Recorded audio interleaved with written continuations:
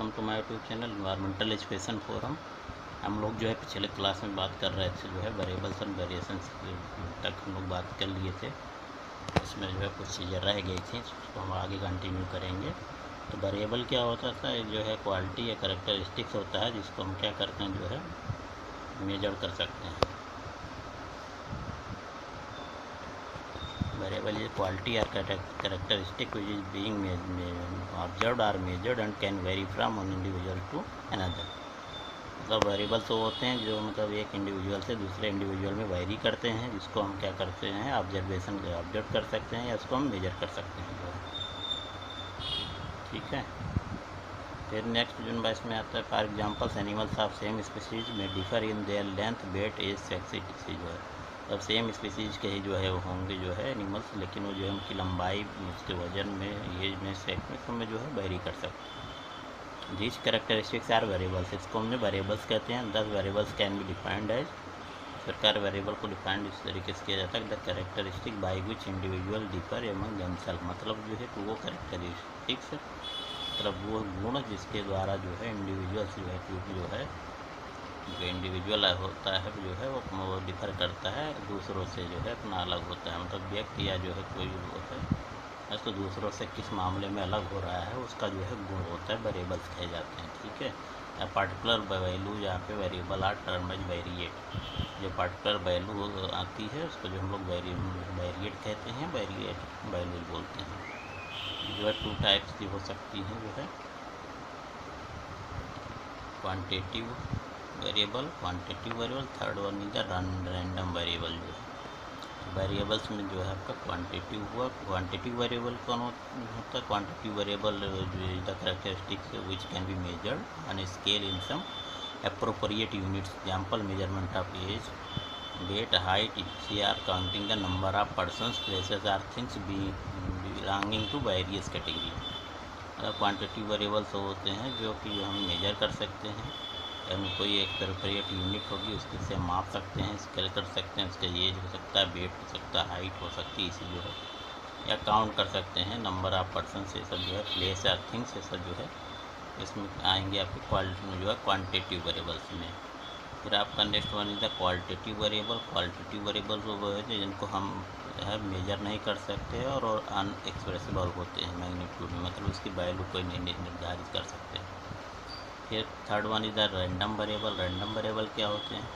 Whenever the height, weight और age of the individual determine the result is referred as a value of the respective variable.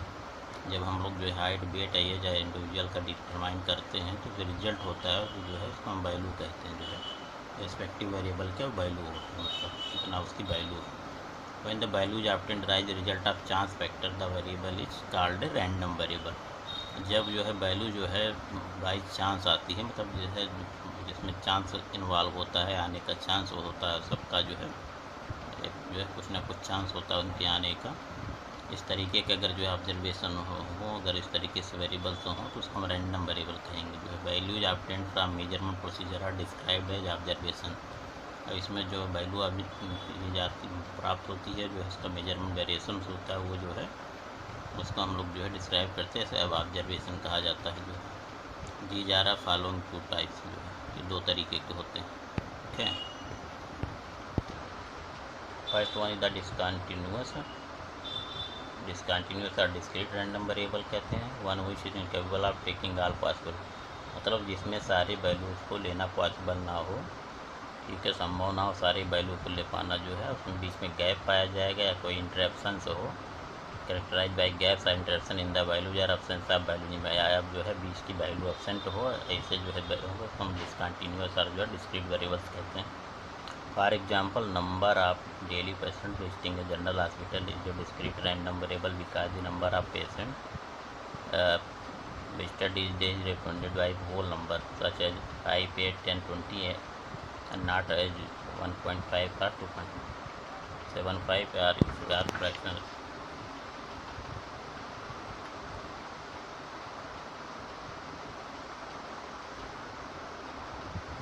मतलब कि अगर हम लोग visit करें अस्पताल में तो उसमें जो वैल्यू आएगी जो है उसमें जो है नंबर ऑफ पेशेंट्स की 5, 8, 10 इस तरीके से आएगी। कोई जो है वैल्यू होगा उसमें फ्रैक्शन नहीं आएगी। 1.5 आदमी विजिट किए या 2.75 जो है विजिटर्स हैं। ऐसा इस तरीके से कोई वैल्यू से पॉसिबल नहीं है। उसी तरीके से अगर हम कमरे की बात करें तो रूम्स में तो रूम भी जो है 2.5 रूम नहीं हो सकते हैं। एक एग्जाम्पल में दिया, इसका कंटिन्यूस रैंडम वेरिएबल है in which one can take any numerical value within a certain range. मतलब इसमें जो है किसी एक स्पेसिफिक रेंज के बीच में आप कोई भी वैल्यू जो है ले सकते हैं। डज नॉट पॉसिबल यानी गैप और इंटरप्शन, जिसमें कोई भी किसी भी तरीके का गैप या इंटरप्शन नहीं पाया जाता है। जैसे the height of a child at various age when the kid grows from 120 centimetre to 150 centimetre. मतलब कोई बच्चा जिसकी एज जो है 120 से हाइट उसकी 120 सेंटीमीटर से 150 सेंटीमीटर तक जो है बढ़ रही है, तो उसको हम लोग कंटिन्यू कर सकते हैं। बीच में कोई गैप ऐसा नहीं कर सकते हैं जो है। ठीक, when observation with in the data of a particular variable do not have the same value the exhibit variation. मतलब जब ऑब्जर्वेशन की कोई डाटा जो हो जिसमें कोई पार्टिकुलर वेरिएबल जो है ना हो, सेम वैल्यू ना हो, तो जो है वेरिएशन वेरी करते हैं। तब वेरिएशन शो करते हैं। Variation between observations can be due to many factor. For example the variation human height is hereditary but it may also be due to diet और डिजीज। मतलब जो है ह्यूमन में भी हो सकता है हाइट का वेरिएशन जो है हेरिडिटी के बेसिस पे या अनुवंशिकी के वो बेसिस पे हो सकता है, या डाइट या डिजीज की वजह से भी हो सकता है। फिर वेरिएबल कैन बी डिपेंडेंट और इंडिपेंडेंट। वेरिएबल जो डिपेंडेंट हो सकते हैं, इंडिपेंडेंट वेरिएबल हो सकते हैं।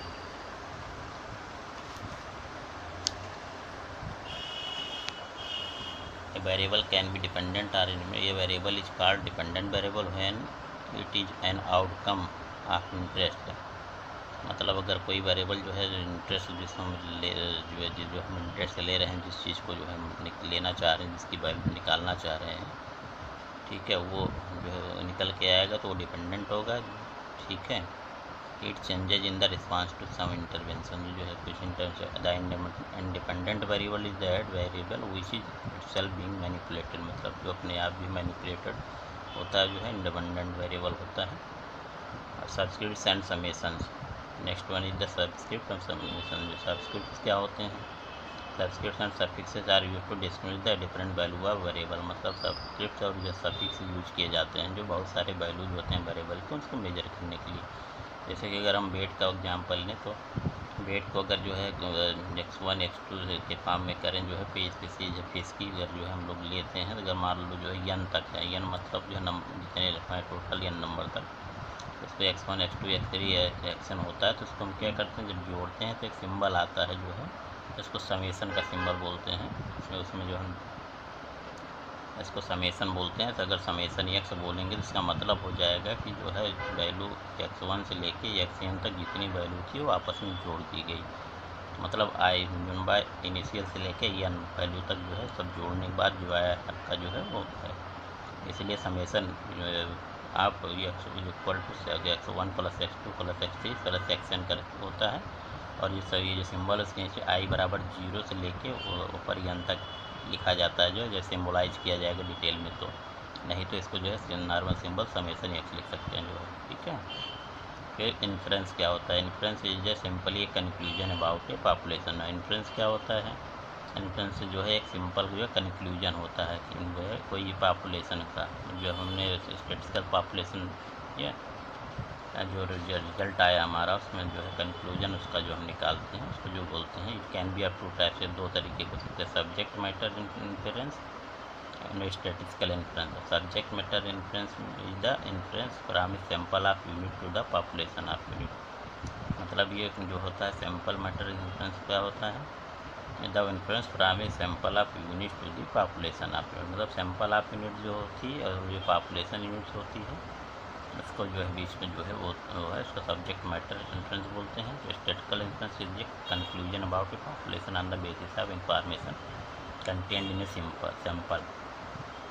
स्टैटिस्टिकल इन्फ्रेंस क्या होता है? जो हम लोग ने जो है वो डाटा कलेक्ट किए उसके बेसिस पे जो इन्फॉर्मेशन निकाल रहे हैं, कोई सैंपल लिया उसके बेसिस पे जो इन्फॉर्मेशन निकाल रहे हैं, उसमें जो के बेसिस पे जो रिजल्ट आता है तो उसको इन्फ्रेंस बोलते हैं। About Indian women age 40 to 49 are subject matter inference, whereas inference about their heart rate as recorded in the study are statistical inferences. ठीक है, अगर कोई जो है इंडियन वोमेन है, ये 40 से 49 तक को अगर हम ले तो ये जो है सब्जेक्ट मैटर इन्फ्लुएंस बोला जाएगा। ठीक है, और अगर हम उनके हार्ट और जो है रेट और जो सबको रिकॉर्ड करें तो स्टैटिस्टिकल जो है इन्फ्लुएंस कहा जाता है। We proceed from sample of observation to population observed by way of statistical inference and to population of units from population observation by way of subject matter inference। Next one is accuracy. Accuracy क्या होता है? ए सोच the closeness of measured और computed value of true value. मतलब क्या? मतलब accuracy मतलब उसकी जो ट्रू वैल्यू होगी उससे कितना एक्यूरेट है, मतलब वो एक्यूरेसी बोला जाता है जनरल टर्म्स में, जिसको कहते हैं कितना क्लोज है वास्तविक से। फिर precision. Precision is the closeness of repeated measurement of the same quantity. मतलब क्या प्रिसाइजन मतलब? प्रिसाइज मतलब हुआ है कि अगर हम जो है नंबर ऑफ ऑब्जर्वेशन मेजरमेंट को रिपीट करें जो है तो जो है सेम क्वांटिटी जो है कितनी बार मिल रही है, जितनी ज़्यादा होगी उतना जो है बार मिलेगी उतने जो है प्रिसाइज जो है सैंपल कहा जाएगा, जो है प्रिसाइज जो है रिजल्ट बोलेंगे। ठीक है, पैरामीट्रिक मेथड्स क्या होते हैं? The methods of statistical influence that are based on the assumptions that the population has a certain probability distribution. The resulting collection of statistical test and procedure are referred as parametric method. मतलब वो method जो statistical influence निकालने का होता है जो assumption पे base होता है कि पॉपुलेशन है जो सर्टेन प्रोबेबिलिटी डिस्ट्रीब्यूशन। मतलब जो पॉपुलेशन है वो जो किसी प्रोबेबिलिटी के बेसिस पे है, प्रायिकता के आधार पर है।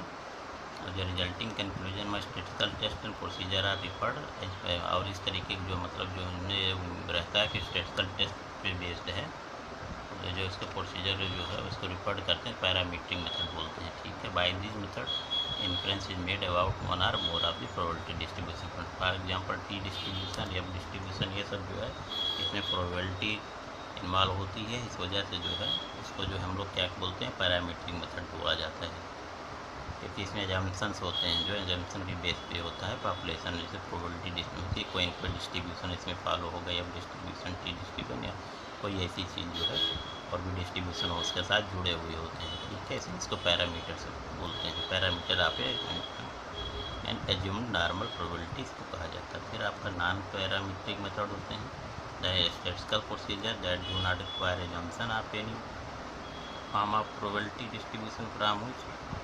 Measurement come are known as non parametric method. मतलब वो स्टैटिस्टिकल प्रोसीजर जिसमें कोई एजम्पशन ऐसा इस तरीके के नहीं मान के चलते हैं, उसमें कोई प्रोबेबिलिटी डिस्ट्रीब्यूशन जो प्रायिकता का जो डिस्ट्रीब्यूशन कोई इन्वॉल्व होगा या जो है तो उसको जो हम क्या बोलते हैं नॉन पैरामीट्रिक मेथड कहते हैं। जैसा these are also called distribution free method. मतलब इसको डिस्ट्रीब्यूशन फ्री मेथड कहा जाता है। For example chi square frequency technique जो आर नॉन पैरामीट्रिक मेथड। ये पूछ सकते हैं नॉन पैरामीट्रिक टेक्निक्स कौन मतलब मेथड कौन से हैं? पैरामीट्रिक में आपका टी डिस्ट्रीब्यूशन और एफ डिस्ट्रीब्यूशन है। नॉन पैरामीट्रिक में आपका काई स्क्वायर होता है, ये जो है आपका जो है generally three assumptions that are inherent in parametric statistics can not always be met in biological studies. मतलब बायोलॉजिकल सैंपल्स में हमेशा जो तीन चीज़ें मान के चलते हैं पैरामीट्रिक मेथड की, वो हमेशा जो है मिलती नहीं हैं। The makes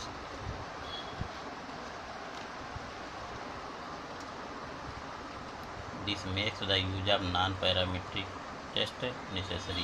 These assumptions are samples are drawn from population that are normally distributed। जो सैंपल्स लिए जाएंगे वो नॉर्मल डिस्ट्रीब्यूशन वाले होंगे, ऐसी पॉपुलेशन से लिए जाएंगे। In the analysis of the variance it is assumed that there is homogeneity of variance. मतलब जो है अगर हम वेरिएंस ले रहे हैं जो निकाल रहे हैं, इसमें ये माना जाता है कि इसमें होमोजिनाइज है, इसमें कोई जो है वेरिएंस जो है डिफ़र नहीं कर रहे, मतलब होमोजीनियस टाइप के होंगे, उसमें जो है कोई इस तरीके से बायस्ड नहीं है, इसमें फ्लाज नहीं है। The variance between groups are homogeneous with in the bound of random variation. ठीक है, जो रैंडम वेरिएशन होते हैं। The F max test can be use to determine the homogeneity of, और होमोजेनिटी को डिसाइड करने के लिए हम एफ जो है एफ मैक्स टेस्ट जो है यूज कर सकते हैं। जो the measure to be analyse are continuous measure with equal interval. और जो मेजरमेंट किया जाता है वो कंटिन्यूस होता है, ये इक्वल समान अंतराल पे जो है होता है। जो ये आपका नोटेशन है यूजिंग बायोस्टैटिक्स में नोटेशन यूज किए जाते हैं। इसको याद रखना ज़रूरी है। जैसे समेशंस हो गया आपका X bar mean or arithmetic mean or sample mean होता है, आपका म्यू है पॉपुलेशन मीन होता है, ये इक्वल टू का है, नॉट इक्वल टू सिंबल है, ग्रेटर दैन, लेस दैन, ये सब सारे सिंबल्स हैं, इसको हम लोग को जो है याद रखना है। आगे जो ज़रूरत पड़ेगी जो है एफ टेस्ट या C standard error, short form में M arithmetic mean, G M geometric mean, H M harmonic mean, population size, R correlation coefficient, Z number of standard division from the mean, इस पर जो है ये सब सारी चीज़ें हैं जिनकी हमें ज़रूरत पड़ेंगी जो है आगे जो है। इस क्लास में इतना ही, हम लोग बाकी नेक्स्ट क्लास में जो है सेकंड चैप्टर में हम पढ़ेंगे। और thanks for watching my channel and please like share and subscribe this my YouTube channel. Thank you, धन्यवाद।